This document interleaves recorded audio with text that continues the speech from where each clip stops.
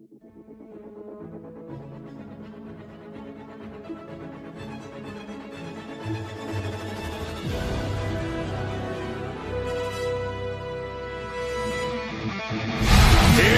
Wednesday! You know what that means!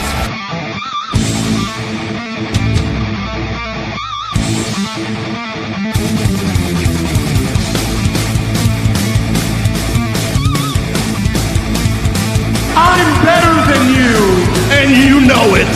You fucking mark! Listen, get it! Calm down, bro!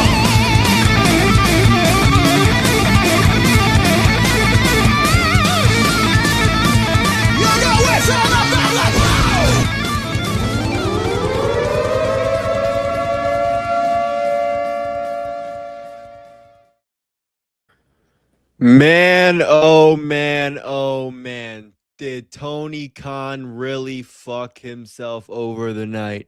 Here on AEW Beach Bash. Ay. Ladies and gentlemen, welcome here to the Sports Jedi Network. I am your host, PGHChrisTV, one half of the Dynamite Bros. And here tonight on your Wednesday night AEW Dynamite Beach Break review here on the Sports Jedi Network's new YouTube channel. Yes, we are here on our new YouTube channel. You guys can come subscribe if you guys aren't already.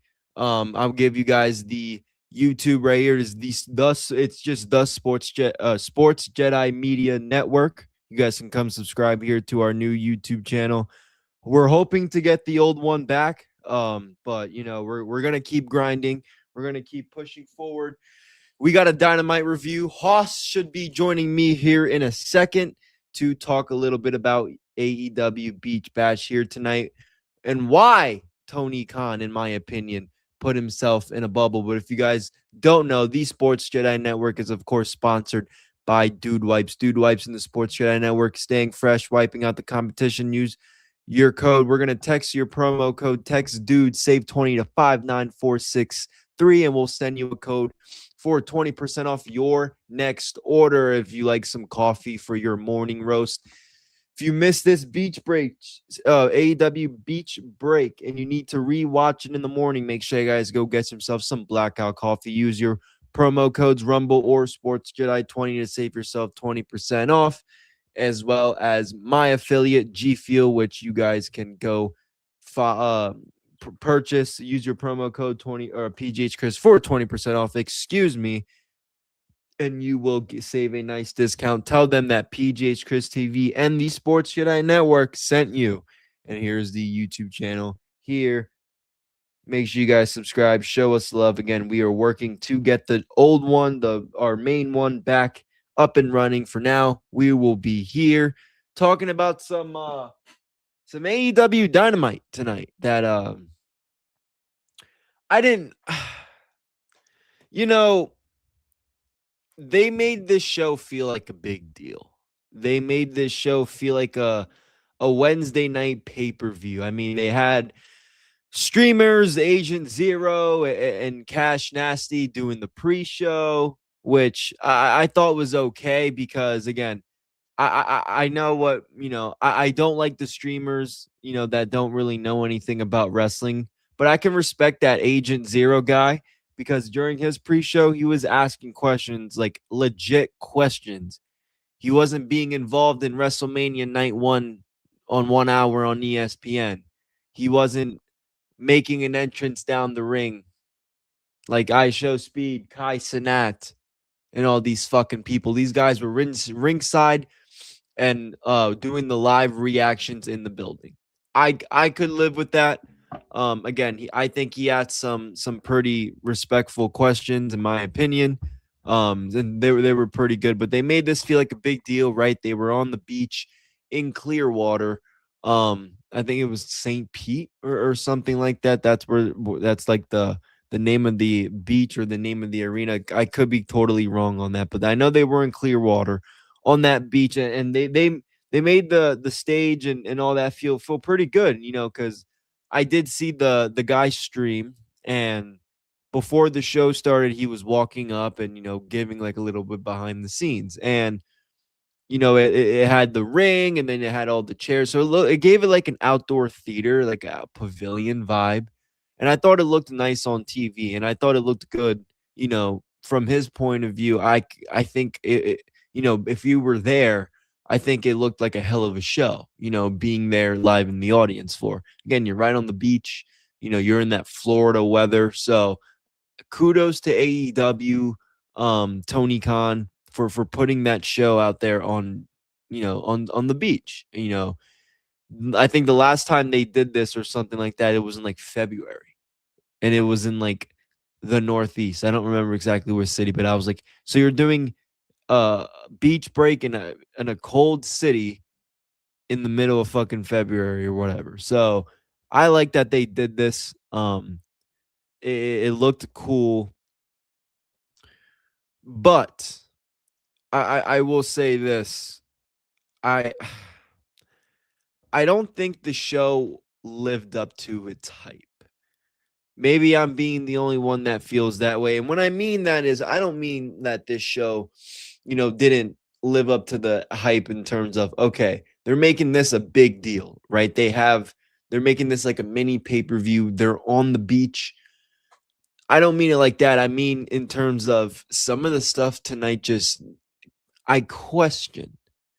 So again, why did Kenny Omega have to beat MJF tonight? Why did Kyle Fletcher win a meaningless title that really does not mean nothing? Why is Willow Nightingale coming back in the last entry of a gauntlet match and winning? I'm going to talk about this and a little bit more of what I saw tonight here in AEW Beach Bash. Hopefully, my other half of the Dynamite Bro will join me on later on. But it looked good.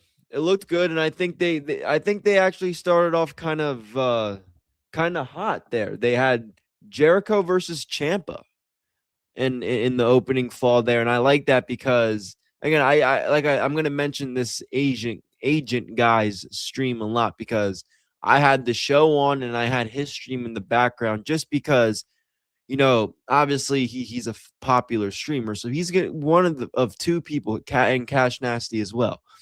They were one of two people that were actually in the building front row that were allowed to have these big high tech cameras and be front row and show what they're watching. So I wanted to hear how hot the crowd was, on that point of view. If it's not piped in, and the crowd seemed to be having fun.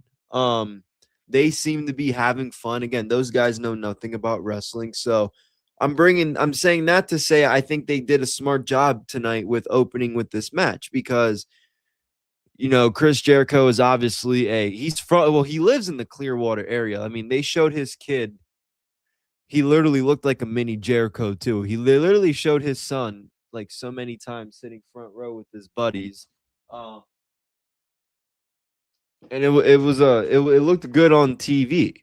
And you had to have him out there because it's a recognizable face that people know. And you have Tommaso Ciampa, who played the heel role good, in my opinion. They started out, Tommaso Ciampa makes his entrance first.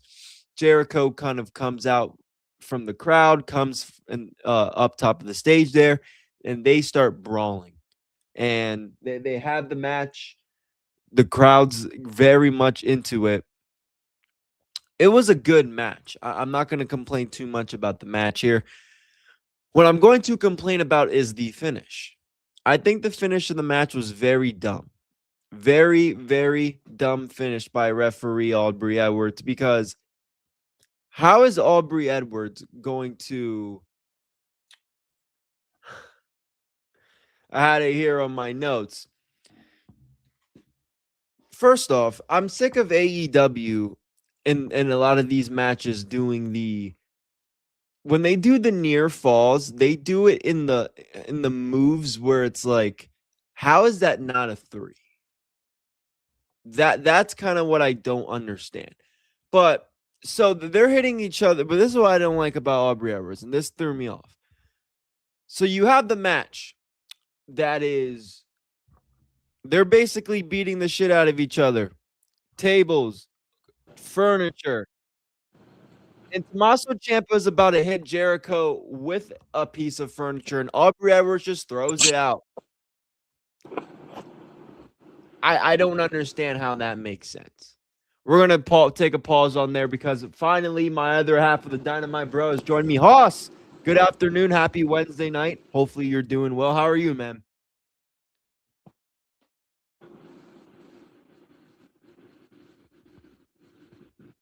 Mike check.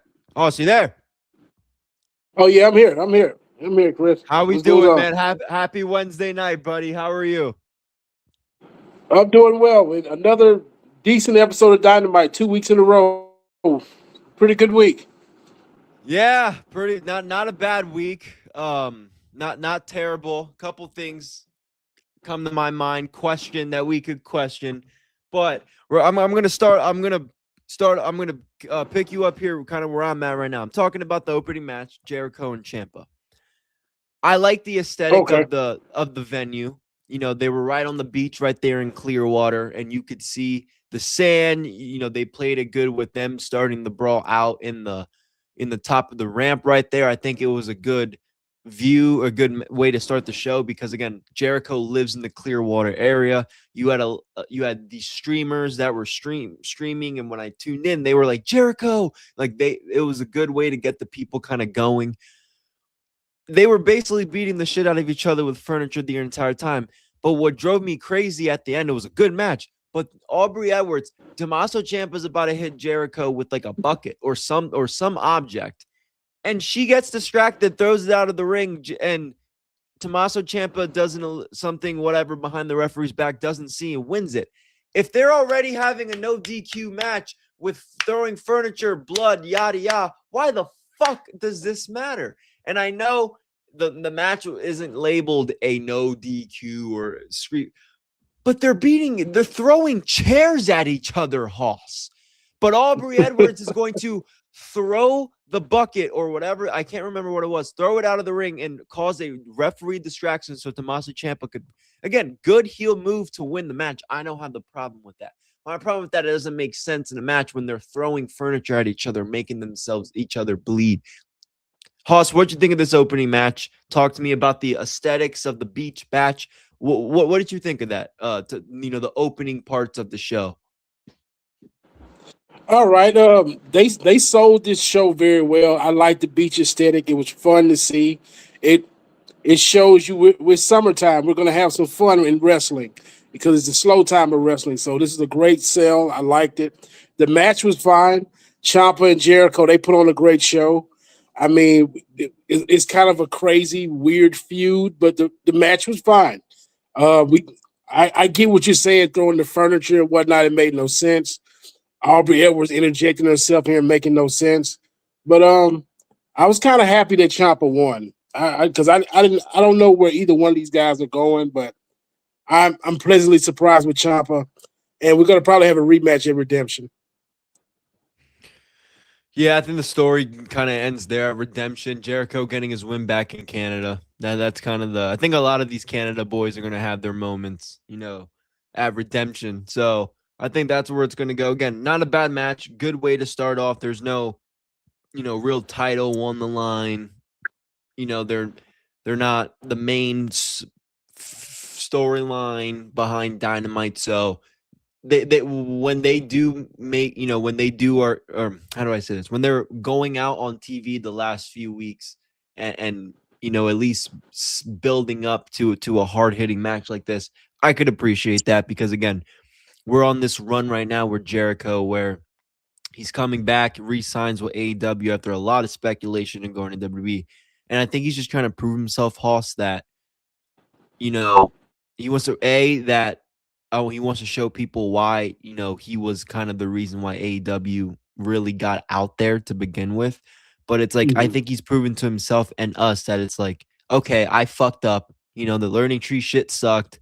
But hey, guys, I know what I can do. I hit it with the Jericho. The Jericho Appreciation Society had his ups and downs. It wasn't perfect. But the Pinnacle was great. All that stuff was good. So does that make sense? I think he's on that little redemption tour, and he's had some decent matches with Ricochet and Ciampa. The only thing I didn't really like, I haven't enjoyed. The only thing I didn't enjoy from Jericho since then coming back was the Stadium Stampede.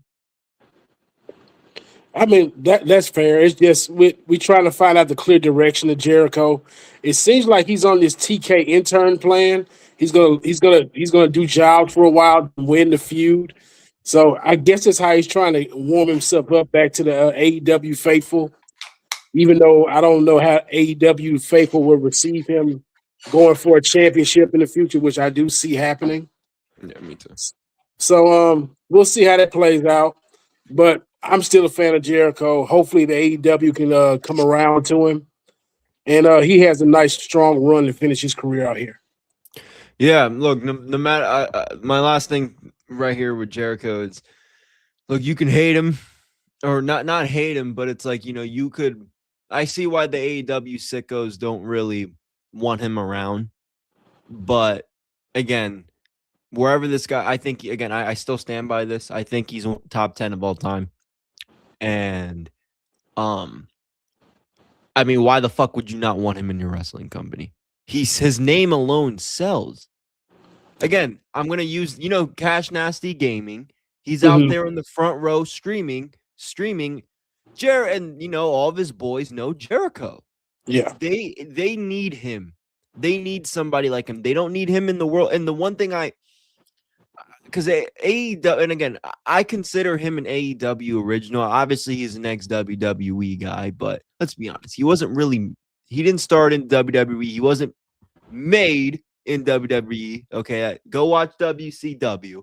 But anyway, my point is, we see a lot with I think the ex-WWE guys in AEW, right? That's been the thing for a long time, rightfully so. What the fuck are they doing now? Your main event scene the last 2 years has been focused on AEW originals. Mm-hmm. So I think Jericho is the only. My point for all that, Hoss, I think Jericho is the only living proof that he's the only WWE quote unquote guy that's really made an impact in this company. Does that make sense? Because you have Adam Copeland, one of the biggest. I personally don't think he was the draw. I think he worked with the draws, but that's a different story for another day because I get a lot of heat for saying that Edge was never a draw. I just think he worked with the draws. But anyway, you have him in the company. And he should be moving needles, and he's not. So let's appreciate Jericho while we can, Hoss. That's what I said all that just to say we need to appreciate Jericho while we can because he is done after this contract. The thing about AEW fans, they're so fickle. They'll say, I don't want to cheer for Jericho. Well, get on the internet and just say, we want Sheamus. Like, make it make sense. Like, we don't need Sheamus in AEW. Guys that you have. So I don't need it. We didn't need Cope in AEW, but we got him. I don't understand it, but he's here. I mean, you can say the same thing for Christian Cage. I mean, but Christian Cage is he's done more in this company than Cope has, but that's a different discussion. So when you pushing AEW originals, that's on Tony Khan to book them properly. He never does, but unless you're MJF or maybe even Hangman possibly, but that's it. He's not booking these AEW originals as he should, and that's his own fault. He's not, but what I will give him credit for is he's having them in. You just had Darby Allin. He's not obviously he's like obviously the booking's not great, but he has his guys that were not just because it's a moral thing. Like, okay, I have my day ones at the top. Like, he sees that he has stars that he created that didn't need to go to the WWE, and he has them in the main event scene, especially this year. That's the one thing I give Tony Khan credit with the AEW originals. His book, he doesn't book them great, but he puts them. He has them. They're the focus right now on TV and in the main event scene rather than a lot of the ex WWE guys. Does that make sense? That's the only thing I appreciate him for. But the booking is not great. Yeah, it makes sense. I'll shoot back with this one. When you said about Jericho probably being the biggest ex WWE guy, I mean Punk is the biggest one. I mean, even though Fair, he's pers- fair. he's persona non grata in AEW now, but we just have to tell the spade's a spade on that one. No, he's the biggest draw that company's ever had. Fair. I'm not going to argue that one at all. I agree 100%. I give Jericho a lot of his props because I don't think they secured the TV deal You're right. You're right.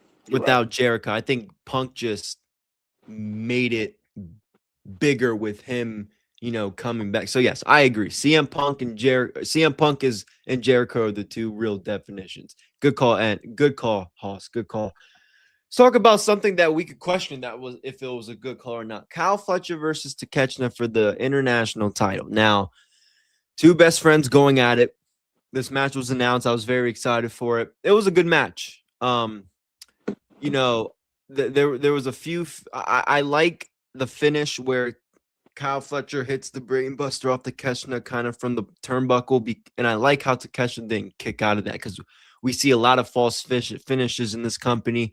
I expected Thekla to kick out of that, get up, and do a running knee or some sort of V trigger. So I liked it. I honestly thought it was unexpected because I thought, we were going to get – I know we're going to get Darby and Kevin Knight, but for some reason, I felt like we were going to get Kyle Fletcher and Kevin Knight, but who knows what they're going to do at this point. But it looks like – Kevin Knight, Kevin Knight Kyle Fletcher does beat Thekla for the international title.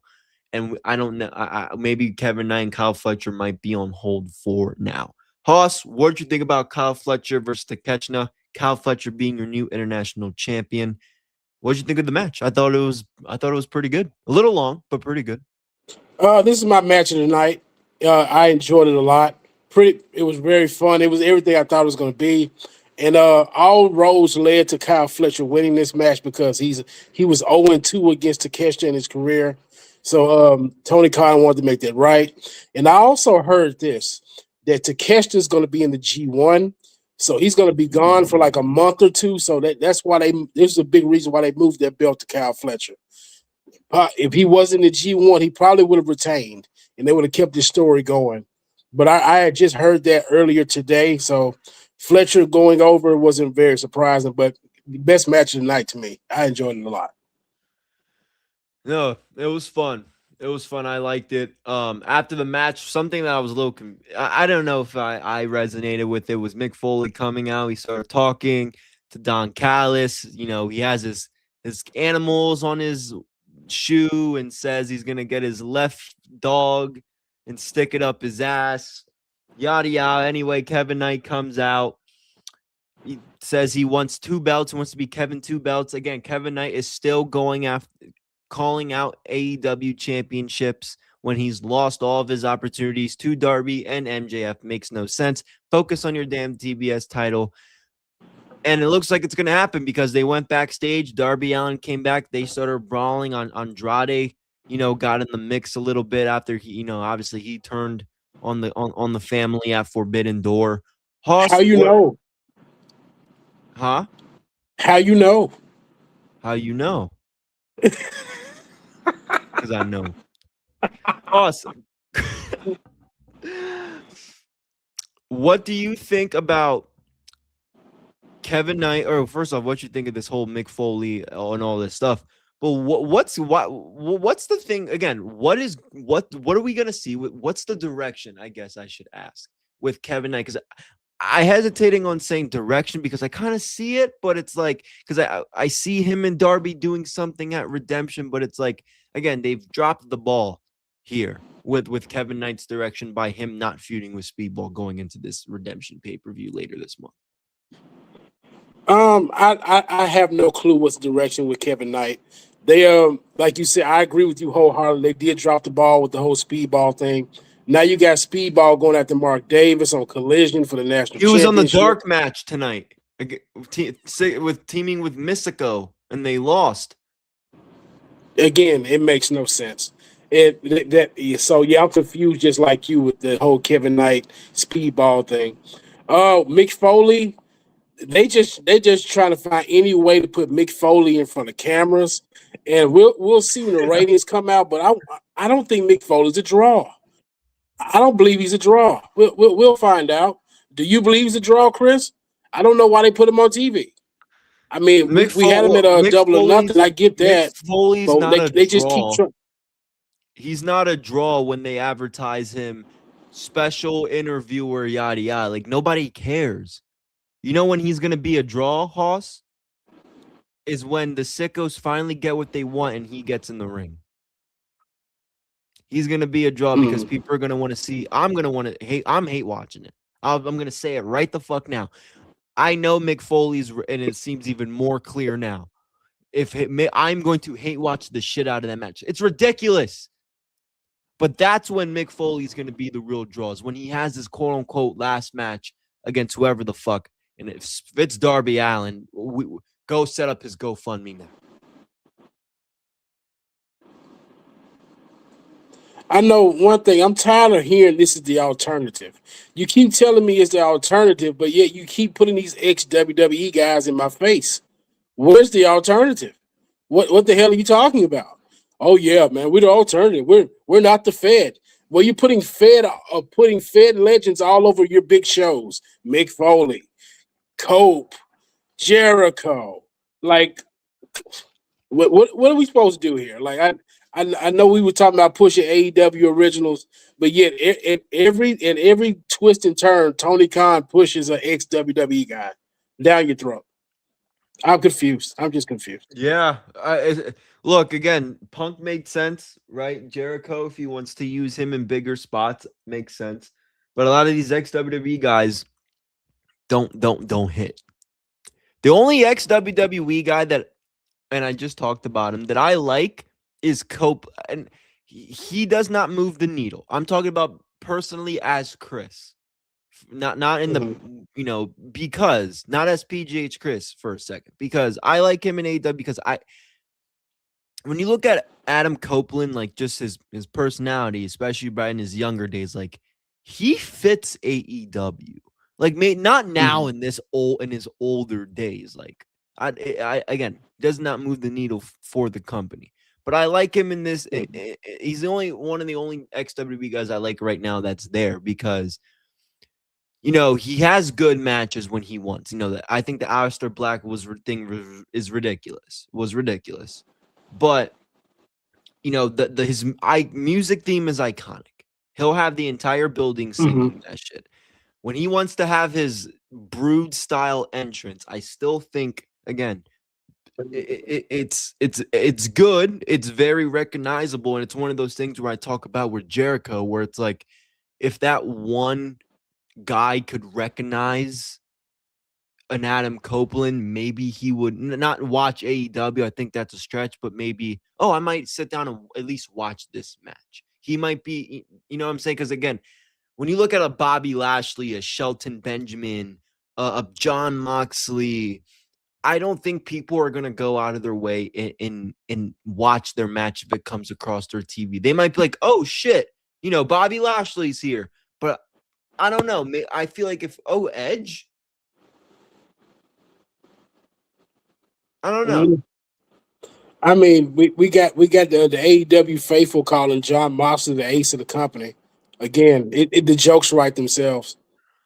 Again, that's a whole different conversation because I could get on that all day. And I'm not. Again, we're gonna talk about Moxley right now in this next match anyway.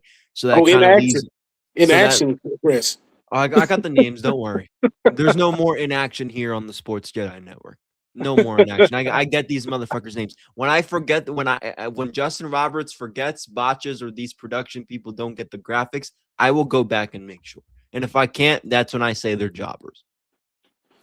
But Moxley, yeah, I mean, look, I give him his respect, give him his props. He came in a huge point, but he's not the ace of the fucking company. Not even close. He's no. Anyway, speaking of Moxley, Hoss, Will Ospreay and Jon Moxley took on the team of JD Drake and Anthony Henry the Horsemen. Oh, you forgot the workhorseman, Chris. The The workhorse. Workhorsemen. What I see? The Workhorsemen. This match was way too fucking long. I don't give a shit about this match, dude. JD Drake looks like somebody's lazy uncle. Just tell us, Chris. He need to put a fucking shirt on. That's what he needs to do. Put his fucking shirt on. He needs to. He needs to put a few. He needs to put a few. This is what. But in all seriousness, this is what I don't understand about this. I don't understand why Moxley and Ospreay are still entertaining this shit. Unless Ospreay is eventually going to accept that Death Riders patch, join the Death Riders, and turn heel. Why the fuck are we doing this with Ospreay when he had a backstage vignette with MJF? He has beef with him because he was the world champion, and now that again we're gonna get to that. Now that Kenny is the world champion, they put the fucking graphic up at the end of the match. How Moxley is not going to get involved in this match. If anyone's going to get involved in this match, is MJF. Unless Ospreay's turning heel with Moxley, why the fuck are we entertaining this Ospreay and Death Rider shit right now when that's not the goal here? He should be chasing Wembley and he should be chasing his fucking opponent for the show. I believe it's just to sell tickets. That's why I'm okay. We got Will Ospreay wrestling at Beach Break. We got Moxley wrestling at Beach Break. I'm just like, okay. And they're going against the Workhorsemen. You're not anything to get them on the show. It's not good enough. It's just not. This could have been a vignette, honestly. But people are gonna be like, man, we want to see Ospreay wrestle. I mean, what's the point of seeing him wrestle when you just know it should be an ass whooping?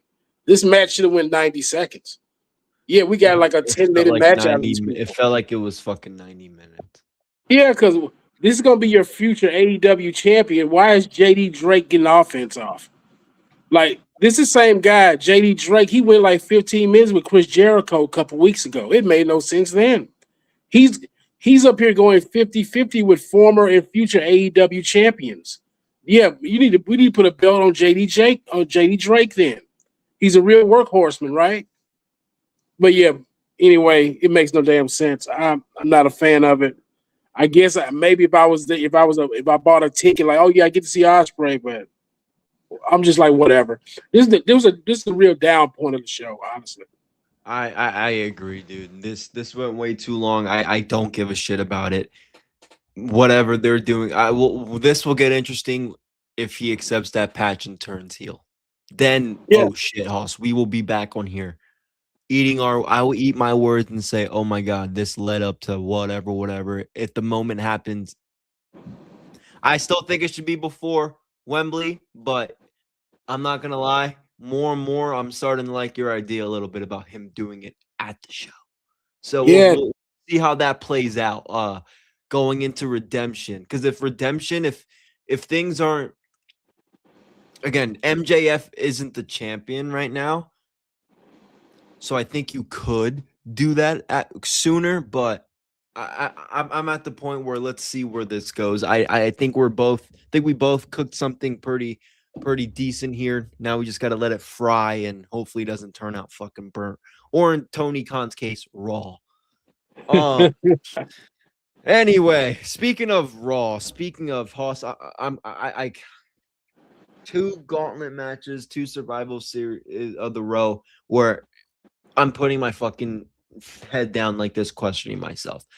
So we had the gauntlet match for the winner to fight Thekla at Redemption for the AEW Women's Championship. Thekla comes to the ring. She gets on, coming to the commentary table. She joins commentary. She's fucking bad on commentary, by the way. She's not any better than the actual, what's it called? Commentators, but she's bad. And then Mercedes was watching closely. So the first 2 contestants were Athena, the Ring of Honor Women's Champion, and Maya World. I thought they did some good stuff for the lengthy time they were in the ring together. Sky Blue came in next. Julia Hart, her partner, came in next, where they kind of teamed a little bit together there outside of the ring. I know Julia Hart hit the chair on the security, and then they worked together with those chairs. So they were doing a little bit of that, where Thunder Rosa comes in, and then Willow Nightingale Hoss comes, and she wins it right away, just like that, like nothing fucking happened. I don't like it, because if you wanted Willow Nightingale she could have just lost the title. She could have gotten jobbed. She could have lost in 90 seconds.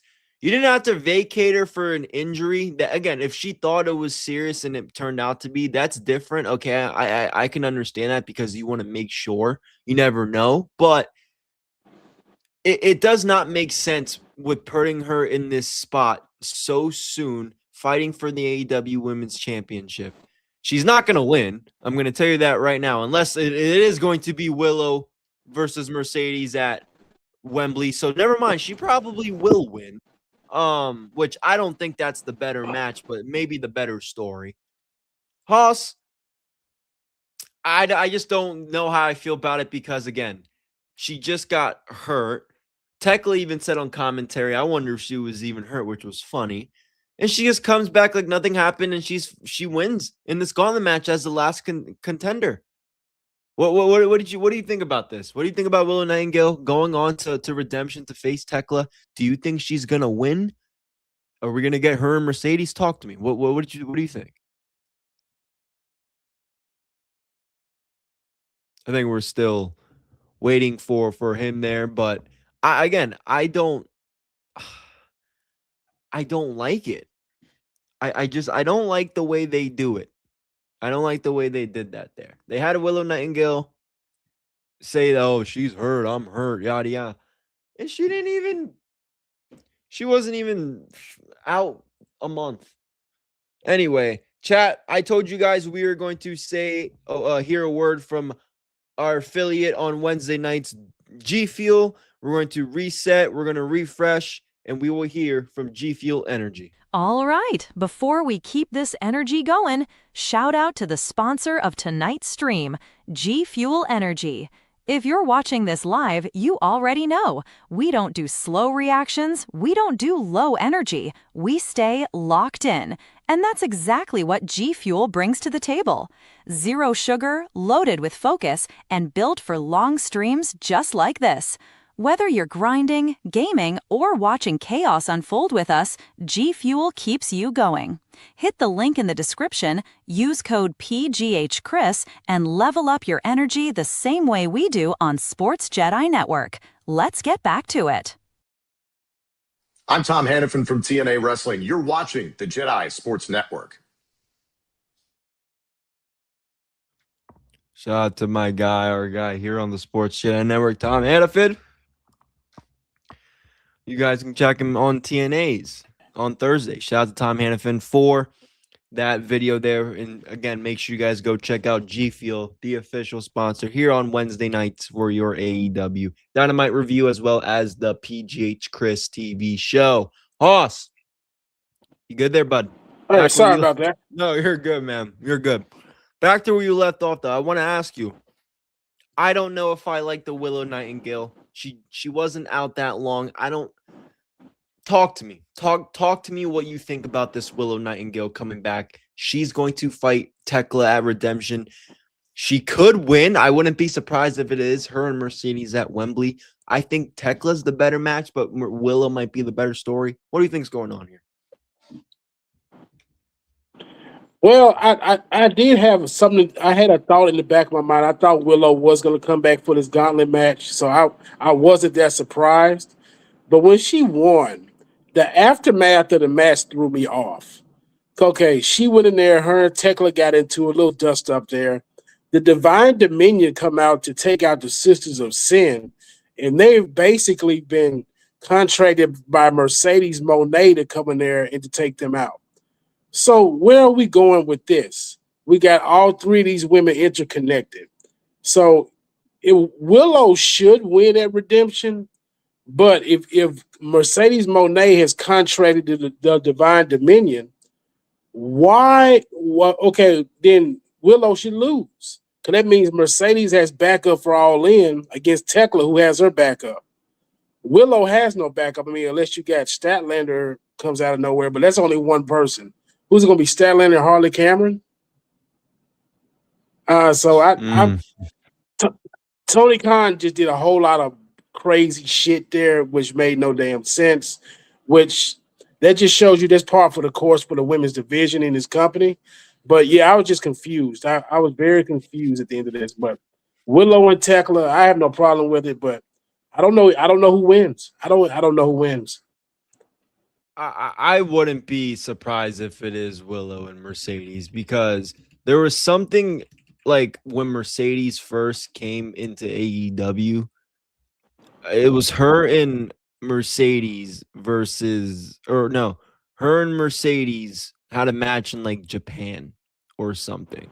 And in like 2013, they had a bunch of matches, and I think Willow injured Mercedes. That's why she was out for the first time. So I think they did something on an episode of Dynamite, like that. It wasn't a full year later, but it was like late 2023 to and then they went into 2024. And then Double or Nothing that year. That's what it was. They had that match because they told the story that Mercedes Moné targeted Willow to get revenge because, again, that big injury, that it was Willow's fault. So maybe I think that's why I think the story is better. But the match, if you graps, I think it's Thekla. But Hoss, they need story going into fucking Wembley. So I want Willow Nightingale to take that title. I mean, if you put the belt on Willow, it's going to be a Darby Allin run. And truth be told, she may not even have that many title defenses with the belt. She may get 3 or 4 and then we're it all in. Honestly, I would rather see Thekla and Mercedes. I think it's going to be better television because I don't think Mercedes Moné would like being called a dumb bitch every week. I believe I think it would finally get under her skin probably after the second week. She like, you ain't gonna call me a dumb bitch no more. And I believe we might get some real shoot type actions going on behind that.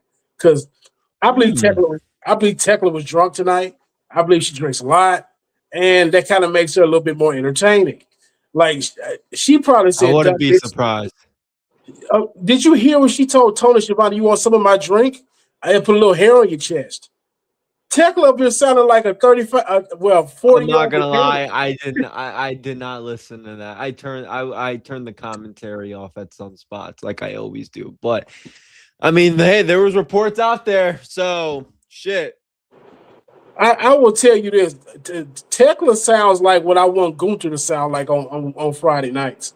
I wish Gunther sounded like this. Up here calling people dumb bitches and talking about get some of my drink. He'll be more entertaining. I would give him. She's clearly the more favorite Austrian person. But yeah, I would rather see Thekla and Mercedes Moné on TV. That's what I'd rather see. Like Willow is good as a good baby face, but it's gonna be hard for me to take that feud seriously. It's gonna be hard. Fair. No, I think that's fair. And you know what? I don't think they're gonna top their Double or Nothing match anyway. And I think they can't really. I think the story is, the New Year's match is fine. I mean, they can. I wouldn't mind, but I don't know. You're starting to convince me a little bit with Mercedes and Thekla. Because again, if Mercedes is on this revenge tour, she's gonna be a face. You need Thekla to be a heel. And again, I don't want. If Willow is going to have a Darby Allin type reign, like you said, I rather than have Thekla, because I don't need during this Wembley season. Once Redemption's over, I don't need title matches on television anymore. I don't know about you. I don't need them. I'm with you. I do not want to see any television matches, title matches, women, World Championship, any. So if that's what Willow's gonna do, so Tony can get some defenses under her belt, no, I agree. I'd rather get her in Thekla. Because Chris, I'll tell you this. I want to see Thekla and Mercedes because I do not want to see another Tony Mercedes build for All In like we saw last year. That build was fucking terrible. Bill was terrible, and the match was phenomenal. Yeah, the match was great. The match was great. I'm quite biased to that because I was there. That was one of my favorite matches. Yeah. But the build was No, absolutely awful. the build was awful. And Yeah, I think, and it sucks with Mercedes because I think she had a decent build with Britt Baker, and the match fucking sucked. I believe the build with her and Thekla would be very entertaining episodic television. I'm telling you. I don't think I believe this. I believe Mercedes Moné is not going to take kindly to be called a dumb bitch every week. I believe that. I firmly believe that. No, and she can get attitude. She, her attitude, bro. So yeah, you convinced me. You convinced me. Either or, I honestly don't mind, but again, if I'm really looking at it now, it's I think they relit the story that they told, and then going into that match at Double or Nothing 2024. Yeah, we're good. I'll see something new. Her and Tekla's new. It's something I haven't seen, so we'll see what happens with that. But yeah, kind of. I have a weird emotions, weird things about that. Again, not that I want Athena or Maya World to have a match at Redemption and lose, but I don't know what they're gonna do from here. I don't know what they're gonna do from here, and it sucks because Maya World should be on Dynamite more often. She's great. So we'll see. Quick note here before we talk about our main event. Gonna end early here, not feeling the best here tonight. Jack Perry Hoss has re-signed with AEW. Thoughts? Play that Family Guy clip. You know, when Peter Griffin was like, "Who the hell cares?" I don't care, man. I agree, dude.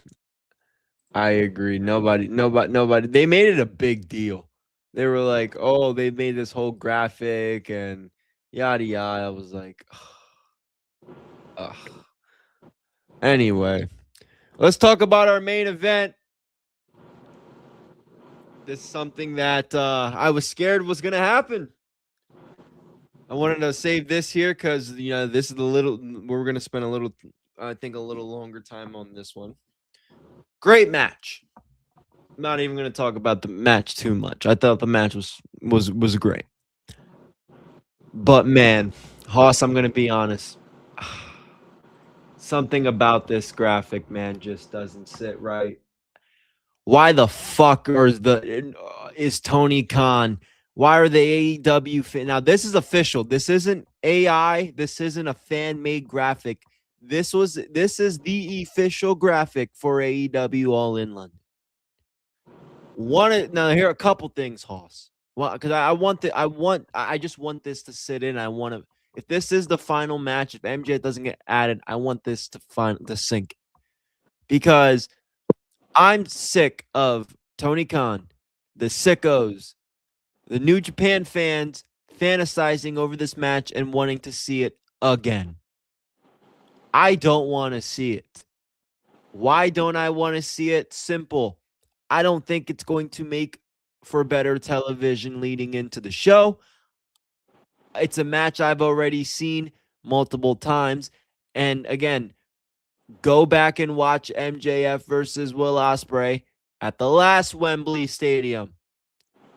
Why isn't it a triple threat? Why the fuck are wrestling again? If you don't like triple threats and you can give me, a legit reason why, yada yada, I can respect that and we could agree to disagree and have a conversation. But I get so much shit online from idiots that are like, "Oh, you like your triple threat matches, lazy booking." I like triple threat matches when they make sense. I like triple threat matches when all three of them have animosity towards each other. That's why I loved Punk and Seth and Roman at WrestleMania 41. One of the best matches of all time is a triple threat match, X Division, AJ Styles, Samoa Joe, and Christopher Daniels, because they all had animosity towards each other. I can give you so many more even in this company. The Four Pillars was a fatal four-way, and they all fucking hated each other for a reason. And it made sense to have the match. Hoss, why doesn't it make sense for them to do a triple threat? They still could. But why are people giving me so much shit for wanting the triple threat? It makes sense. We just had fucking MJF spit in Will Ospreay's face and say he's not going to have the triple B. Will Ospreay didn't take the triple B. Kenny did. And first off. Second, this is kind of a two. I want you to give me all your thoughts. I'm just going to throw a bunch of questions at you. What do you think about Ospreay and Kenny being official? What do you think about the match? Give me the fucking floor. What do you think of this? Because I do not like it. Well, I'm gonna say this. The match is gonna be good, I guess. I mean, it's just I'm with you on episodic television. Kenny Omega and Will Ospreay are going to bore us to death on a weekly basis. It's gonna be bad. We gotta wait for a match that's gonna be good through a terrible build. And that's AEW's calling card lately for some damn reason. The triple threat thing, I would be with you on a triple threat if MJF had never lost. He should not have lost if we're going to get the triple threat. It serves no purpose. And like I'm like if we're gonna do this match right, they got to do it the way I said they're gonna do it, and not just because I said it. I think it's gonna be the best part of television. You give me Will Ospreay going full heel, destroying Kenny Omega, choke him out, flipping off his countrymen, and that's how we fade to black it all in. That'd be great pay-per-view television. And you boo Ospreay out the building. I think it'd be fun. But other people, they want to make Ospreay this white meat babyface. Hey guys, he's not that good as a babyface. He's not. He's a great wrestler. But just hear him talk for a while, no. He sounds better heelish than he does as a face. That's just me personally.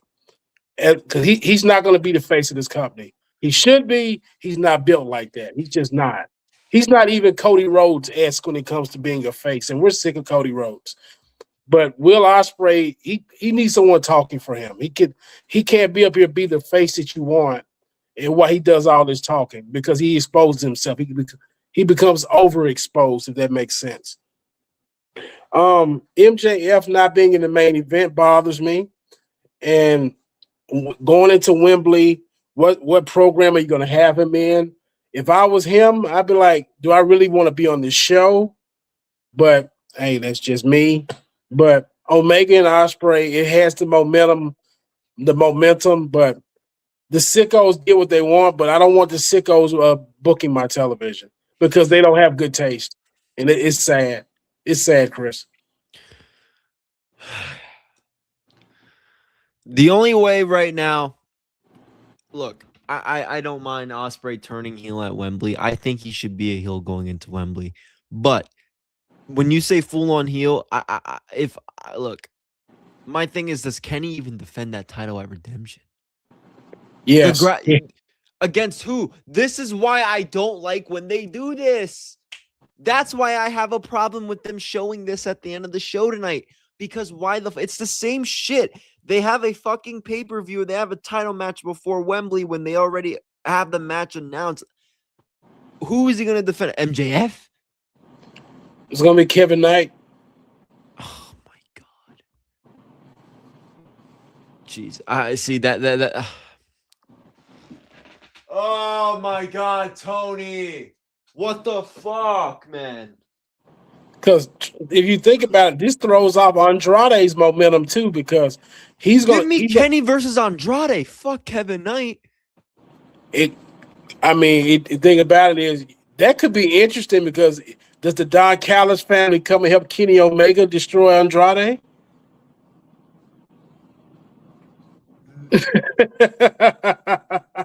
See, I like that, but again, are we gonna have Ospreay? Then I don't think Kenny's gonna align himself with the family now. He won't, but it would be a great swerve. Oh, matter of fact, you could run that again. You could run Omega and swerve. Oh, okay.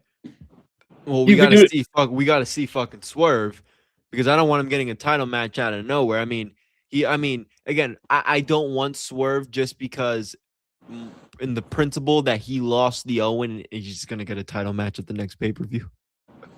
I mean, we just had it in the other company where Jey Uso gets a #1 contendership after losing King of the Ring. And that yes, and I agree. And that fucking bothers me. We talked about it. I say the same thing with Swerve. That bothered me, and I gotta keep that same energy here with Swerve. But yes, you're not wrong. I mean, wrestling that they do that. They absolutely do that. But it drives me fucking crazy because you just lost. Mm-hmm. But and again, Chris, the Swerve lost the match for a championship opportunity at Wembley. No, you're just being a smartass. No, I'm just kidding. I heard that because I didn't hear that, but I meant I will hear that.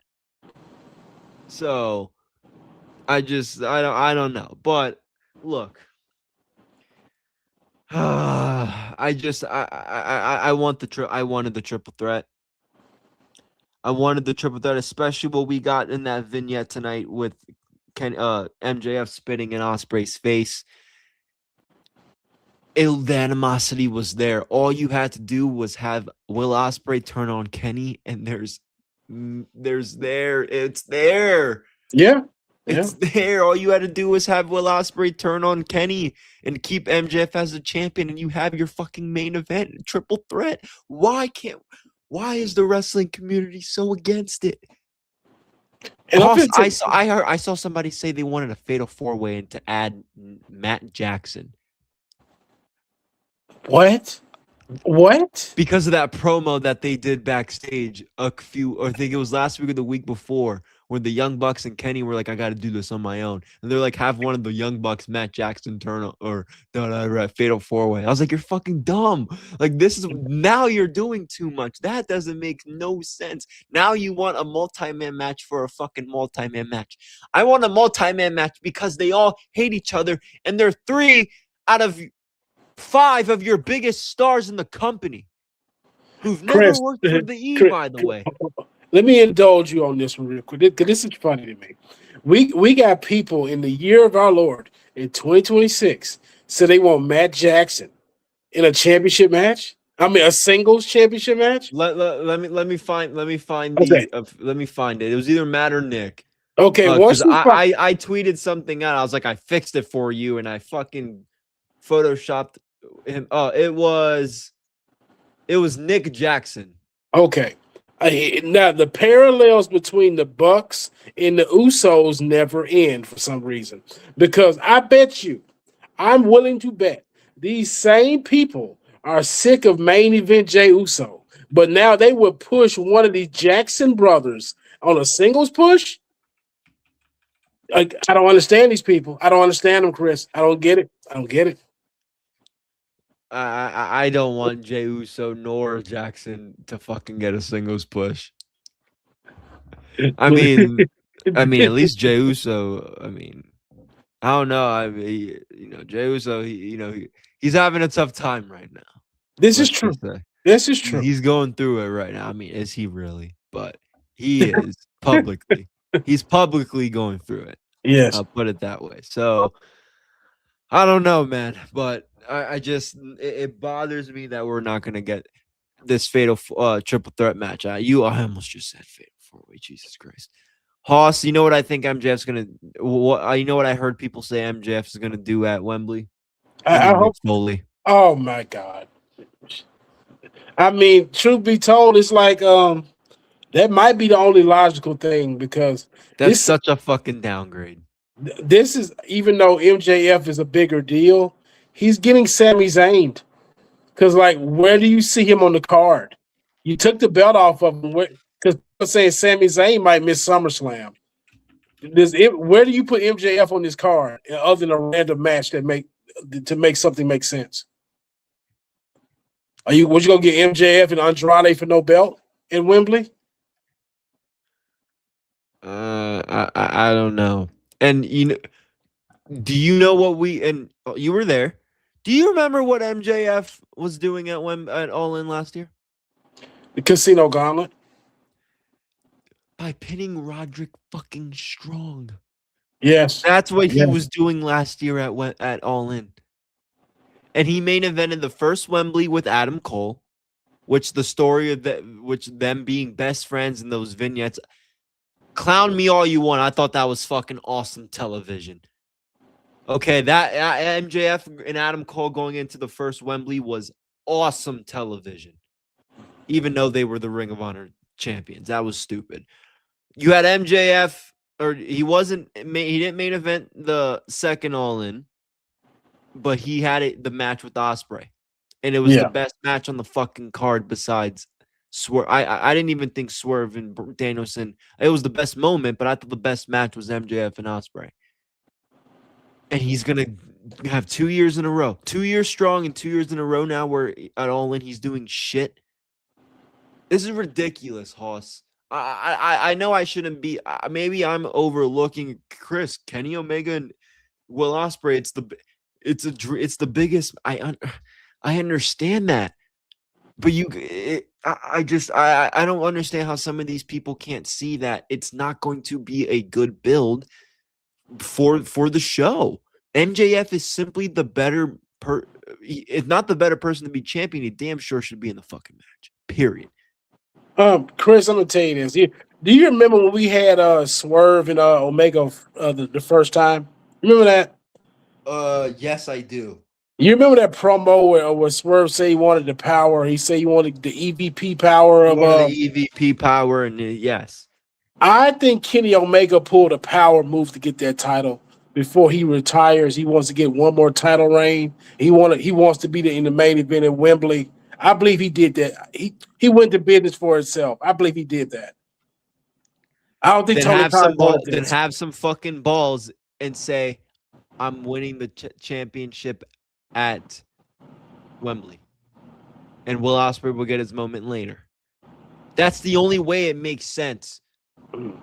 That is the only way this makes sense. If he really wants to go into the business for himself and say, I'm getting a championship match, I want a main event Wembley. The logical business, I agree with you, because if he wanted to at least let it play out and, okay, let's make for good television, I can suffer not being champion for fucking till August. And Will Ospreay can get, again, doesn't make sense for business-wise, but if he wanted to go in the business for himself, he should have done that. Because at least the build going into your biggest show will be watchable. The outcome of the main event is going to have people talking maybe in a negative way. But at least you got there with entertaining TV. Now, because he went into the business for himself and wanted to win now, we got a transitional champion and the biggest star of the company.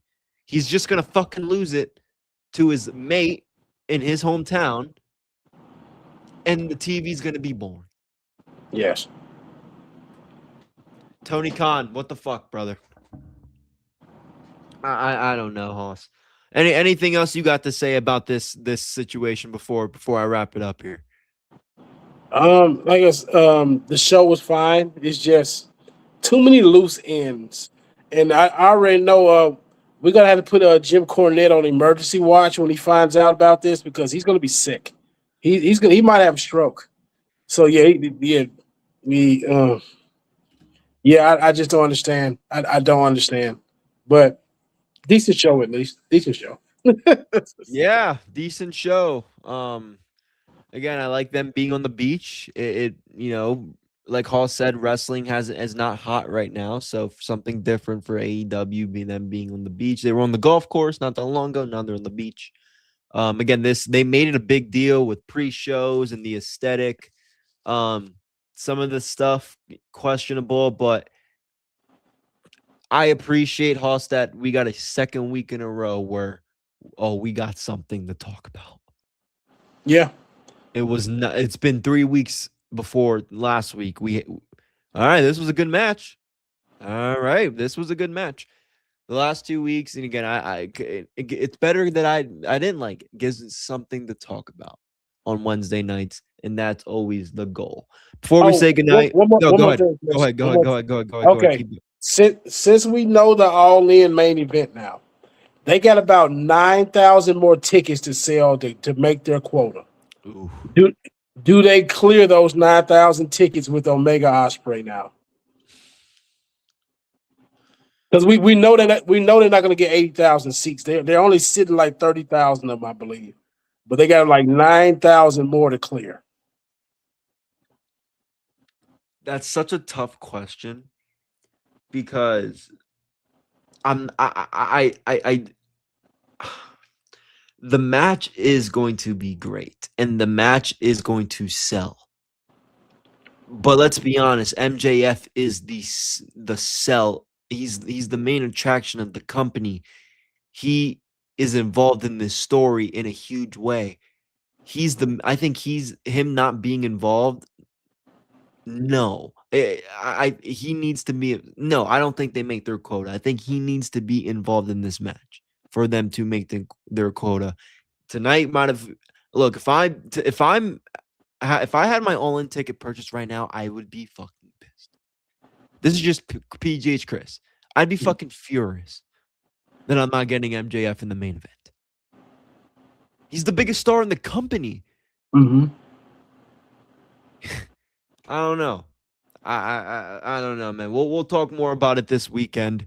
I'll give you guys my final thoughts before we say goodnight. Again, I like the beach aesthetic. It looked great. They made it feel like a big show with the streamers and all that stuff. I like when they do stuff like this. Again, gives us stuff to talk about.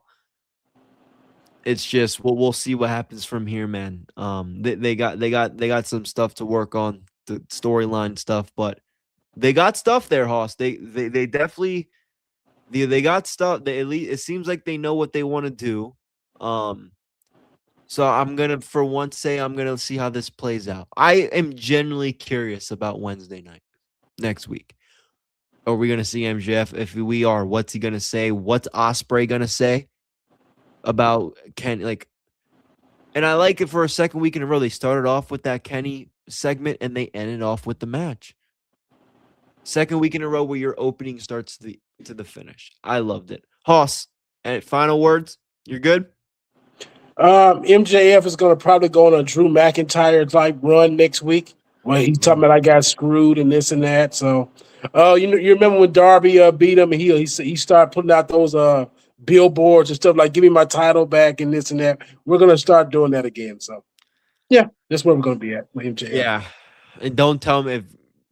And no, I do not want to see MJF as your special guest referee. I would literally throw my computer out the window.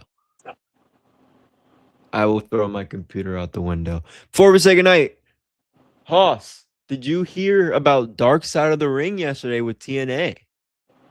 I do want to watch it. I heard about it, but I will check it out eventually.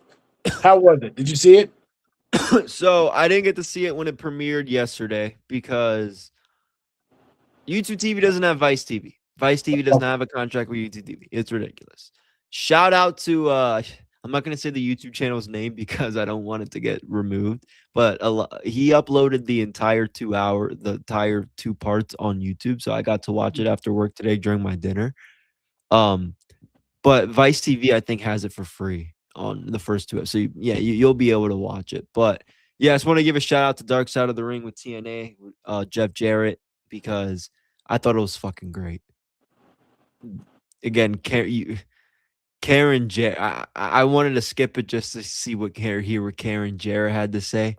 Boy, she finally talked about the Kurt Angle stuff. Holy shit, guys, give it a listen. You guys are going to a lot of this stuff. Again, I've been a TNA fan since 2009, I would say. So, and I watched a lot of the stuff before during that time. So good watch. Other than that, I don't want to get into TNA because I know this is AEW, but I just wanted to shout that out there because I thought it was a very enjoyable watch last night. But guys, thank you guys for joining here on the Sports Jedi Network. Again, we will be working to get our YouTube channel up and running. Again, please support us and subscribe to us here on our platform right here on Sports Jedi Media channel. We are going to keep grinding. The grind does not stop. We're not going to let this, determine, us or what we do here. We're going to keep doing. Show must go on. And thank you guys for being with myself, Hoss Knucklebrew, the Dynamite Bros, here on a Wednesday night on the Sports Jedi Network. You guys can check us out every Wednesday. We'll be back here next Wednesday for the fallout of Beach Break, going into Redemption. We have shows coming up this weekend, some interviews. We got Jeff Littman.